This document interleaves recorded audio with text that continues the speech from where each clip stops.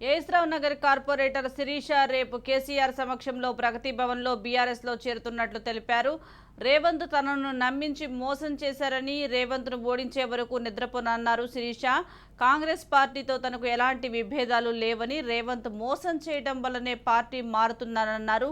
నమ్మించి మోసం చేయడంలో రేవంత్ ముందుంటారని ఆమె ఆవేదన వ్యక్తం చేశారు. రేపు కేసీఆర్ సమక్షంలో బీఆర్ఎస్లో చేరాక తన కార్యకర్తలతో కొడంగల్లో రేవంత్కు వ్యతిరేకంగా ప్రచారం చేయబోతున్నానని తెలిపారు.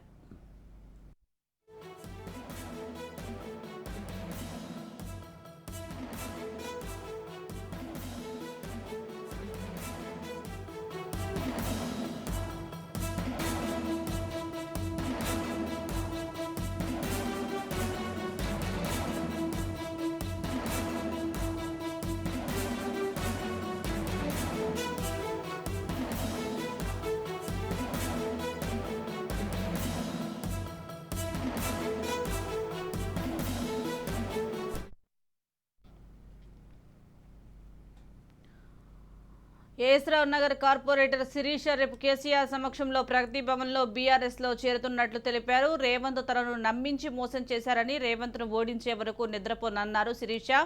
కాంగ్రెస్ పార్టీతో తనకు ఎలాంటి విభేదాలు లేవని, రేవంత్ మోసం చేయడం వల్లనే పార్టీ మారుతున్నానన్నారు. నమ్మించి మోసం చేయడంలో రేవంత్ ముందుంటారని ఆమె ఆవేదన వ్యక్తం చేశారు. రేపు కేసీఆర్ సమక్షంలో బీఆర్ఎస్లో చేరాక తన కార్యకర్తలతో కొడంగల్లో రేవంత్కు వ్యతిరేకంగా ప్రచారం చేయబోతున్నారని కూడా తెలిపారు. దీనికి సంబంధించి పూర్తి సమాచారం మా ప్రతినిధి విక్రాంత్ అందిస్తారు. విక్రాంత్. శిరీష మొత్తం కొడంగల్లో తెలంగాణ పిసిసి అధ్యక్షుడు రేవంత్ రెడ్డి ఓడిస్తానని గతంలో రేవంత్ రెడ్డికి ప్రధాన అనుచరుడు ఏస్రావ్ నగర్ కార్పొరేటర్ శిరీష, అదేవిధంగా అతని భర్త సింగిరెడ్డి సోమశేఖర్ రెడ్డి కూడా ఆరోపణలు చేస్తూ కూడా మొదటి లిస్టు విడుదలైన సందర్భంలో ఉప్పల్ అభ్యర్థిగా తన పేరు లేకపోవడంతో కాంగ్రెస్ పార్టీకి రాజీనామా చేశారు. ఈ సందర్భంగా రేవంత్ రెడ్డిపై ఆయన సంచలన ఆరోపణలు చేశారని చెప్పుకోవచ్చు. రేవంత్ రెడ్డిని నమ్ముకుని మోసపోయారని, బీఆర్ఎస్ అభ్యర్థిని గెలిపించాలని చూస్తున్నాడంటూ కూడా రేవంత్ రెడ్డి మీద ఆరోపణ చేశాడు. రేవంత్ రెడ్డి బారిన పడిన తనలాంటి బాధితులను కూడా కలుపుకొని కొడంగల్లో ఆయన ఓడిస్తానని కూడా సవాల్ చేసిన పరిస్థితి ఉంది. అదేవిధంగా ఉప్పల్లో తనకు టికెట్ ఇస్తే గెలుస్తానని సర్వేలు అన్ని చెప్పాయని, కానీ రేవంత్ టికెట్ ఇవ్వలేదని, కనీసం సెకండ్ ఆప్షన్ గా కూడా తన పేరును కనీసం ఒక స్క్రీనింగ్ కమిటీకి కూడా పెట్టలేదని కూడా ఆరోపణలు చేశారు. అదేవిధంగా జిహెచ్ఎంసీ ఎన్నికల్లో కూడా కాంగ్రెస్ పార్టీ కేవలం 2 సీట్లలో గెలిస్తే అందులో కూడా ఏఎస్ఆర్ నగర్ నుంచి కూడా తన సతీమణి శిరీష కార్పొరేటర్ గా కూడా గెలిచినట్లు, అదేవిధంగా గత 9 ఏళ్ల నుంచి కూడా పార్టీ కోసం పనిచేశామని, కానీ ఎన్ని కష్టాలు ఎదురైనా కానీ పార్టీ కోసం నిలదొక్కుని ఇటు కార్యకర్తలను రక్షించుకున్నామని, అట్లాంటిది కొత్తగా వచ్చిన వారికి పార్టీలో ప్రాధాన్యత ఇస్తూ పార్టీ అభ్యర్థిని ఖరారు చేసిన నేపథ్యంలో కూడా కనీసం స్క్రీనింగ్ కమిటీకి 2-3 పేర్లు పంపాల్సి ఉంటుంది. కనీసం దాంట్లో ఆ టాప్ 3లో కూడా నా పేరు లేకపోవడం బాధాకరమని చెప్పే పరిస్థితి ఉంది. అయితే ఉప్పల్ కాంగ్రెస్ అభ్యర్థి పరమేశ్వర్ రెడ్డిని గెలిపించాలని రేవంత్ రెడ్డి కి లేదని, బీఆర్ఎస్ పార్టీకి సంబంధించిన అభ్యర్థిని గెలిపించడంలో మాత్రం రేవంత్ రెడ్డి చిత్తశుద్ధి చాటుకుంటున్నాడు అనేసి చెప్తా ఉన్నారు. ఒక పరమేశ్వర్ రెడ్డి కాదు, ఇప్పటికే ఉప్పల్ నియోజకవర్గ సీనియర్ నేత కాంగ్రెస్ పార్టీకి సంబంధించి రాగిడి లక్ష్మారెడ్డి కూడా కాంగ్రెస్ పార్టీకి ఇప్పటికే రాజీనామా చేసి బీఆర్ఎస్ పార్టీలో చేరిన పరిస్థితి ఉంది. మొత్తానికి పరమేశ్వర్ రెడ్డి అతని సతీమణి మాత్రం బీఆర్ఎస్ పార్టీలో చేరడానికి మాత్రం సిద్ధమైనట్టు తెలుస్తుంది. విక్రాంత్, అలాగే కాంగ్రెస్తో తమకు ఎటువంటి విభేదాలు లేవని, రేవంత్ తనను నమ్మించి మోసం చేశారని ఒకవైపు అంటున్నారు. దీన్ని ఎలా చూడాలంటారు? ఖచ్చితంగా వాస్తవానికి కొడంగల్లో ఓటమి పాలైన సందర్భంలో రేవంత్ రెడ్డి తనని తీసుకొచ్చి ఇక్కడ మల్కాజ్ నియోజకవర్గం సంబంధించి ఎంపీగా పోటీ చేయాలని మొదట మాత్రం పరమేశ్వర్ రెడ్డి వెళ్లి కలిసిన పరిస్థితి ఉంది. ఖచ్చితంగా మేము మల్కాజ్గిరి నుంచి పోటీ చేస్తే గెలిపించుకుంటాము, ఉప్పల్కి సంబంధించి ఉప్పల్ ఎల్బీ నగర్ లో కూడా కాంగ్రెస్ పార్టీ బలంగా ఉంది, అయినప్పటికీ మేము దగ్గరుండి గెలిపించుకుంటాం నాన్ లోకల్ అయినప్పటికీ అనేసి కొడంగల్లో ఓడిపోయిన సందర్భంలో కూడా రేవంత్ రెడ్డిని తీసుకొచ్చి ఇక్కడ మల్కాజ్గిరిలో పోటీ చేసిన దాంట్లో మాత్రం పరమేశ్వర్ రెడ్డి కూడా కీలక పాత్ర అని చెప్పుకోవాలి.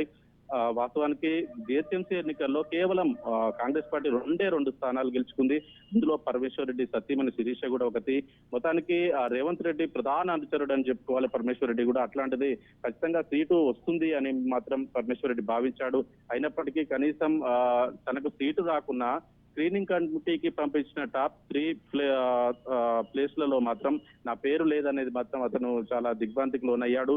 దాంట్లో భాగంగానే ఎప్పుడైతే మొదటి లిస్టు విడుదలడిందో ఎప్పుడైతే అభ్యర్థి ఖరారైన నేపథ్యంలో అప్పుడే పార్టీకి కూడా రాజీనామా చేసి ఇటు రేవంత్ రెడ్డి తీరును మాత్రం విమర్శిస్తూ రేవంత్ రెడ్డి టీడీపీని ఖాళీ చేశాడు, కాంగ్రెస్ పార్టీని కూడా ఖాళీ చేసే వరకు నిద్రపోవడం అనేది కొన్ని సంచలన స్టేట్మెంట్ ఇచ్చాడు. అదేవిధంగా మొత్తానికి కొడంగల్లో మాత్రం రేవంత్ రెడ్డిని ఓడిస్తాను, ఖచ్చితంగా నాలాంటి మంది బాధితులు చాలా మంది ఉన్నారు, వాళ్ళందరినీ కలుపుకొని వెళ్లి కొడంగల్లో రేవంత్ రెడ్డికి వ్యతిరేకంగా ప్రచారం చేస్తాను, రేవంత్ రెడ్డిని ఓడించడమే నా లక్ష్యం అంటూ కూడా నేడు బీఆర్ఎస్ పార్టీలో జాయిన్ అందుకు మాత్రం సిద్ధపడుతున్నారు.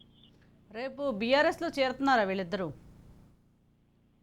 శిరీష, ఇప్పటికే కలిసి వచ్చే ఏ పార్టీకైనా ఖచ్చితంగా నాకు సంస్థ స్థానం కల్పిస్తే ఇటు బీజేపీ కావచ్చు, ఇటు బీఆర్ఎస్ కావచ్చు పార్టీలోకి వెళ్ళడానికి సిద్ధమనేసి ఆ రోజే రాజీనామా చేసిన నేపథ్యంలో కూడా వీరిద్దరు చెప్పిన పరిస్థితి ఉంది.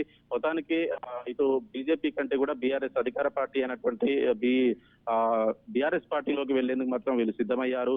మొత్తానికి ఇటు రేవంత్ రెడ్డి టార్గెట్ గా నడుస్తున్న ఈ కోణంలో మొత్తానికి బీఆర్ఎస్ పార్టీలో జాయిన్ అయ్యి రేవంత్ రెడ్డిని ఓడగొట్టాలి, అదేవిధంగా ఉప్పల్ కు సంబంధించి కూడా బీఆర్ఎస్ పార్టీ అభ్యర్థిని గెలిపించుకోవాలనేది ఇతను మొదటి నుంచి చెప్తా ఉన్నాడు. దాంట్లో భాగంగానే రేపు మాత్రం అధికార బీఆర్ఎస్ పార్టీలో జాయిన్ అవ్వడానికి మాత్రం సిద్ధమయ్యాడని. Right, thank you Vikrant.